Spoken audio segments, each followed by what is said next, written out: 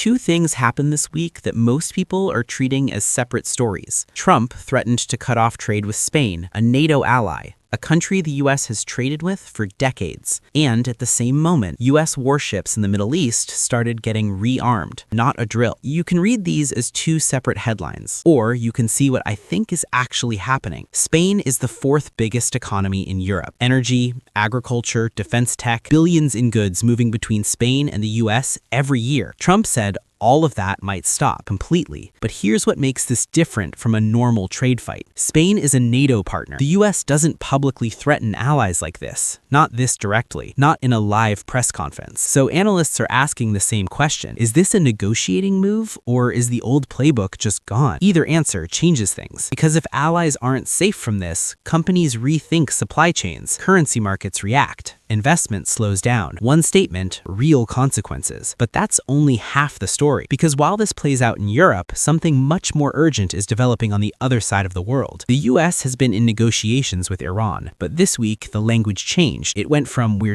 talking" to "military options are being actively prepared if talks fail. Warships repositioned, being rearmed." That's not a press release, that's a logistics move. Now, why does this hit you, even if you don't follow Middle East news? The Strait of Hormuz, one narrow waterway, 20% of the world's oil passes through it every single day. Any disruption there, prices go up. Oil up means fuel up. Fuel up means food up. Shipping up. Everything up. You don't need to care about geopolitics to feel this. You just need to buy groceries. And here's the part Iran knows very well. Threatening that strait isn't just military, it's economic, which means the US isn't dealing with a standoff. It's dealing with a country that can shake global markets with one decision. So here's where we actually are. Gold is up. Markets are shaky. Investors are in that quiet, watching kind of nervous, the kind that matters more than panic, because panic is loud. This is the version where everyone's waiting to see what breaks first. The US is pressing on a European ally publicly in a way that breaks with decades of foreign policy, and at the same time, it's signaling it may use force near a waterway that keeps the world's oil moving. Neither of these is normal, both in the same week. And understanding what's actually happening is how you stop being caught off guard when things move.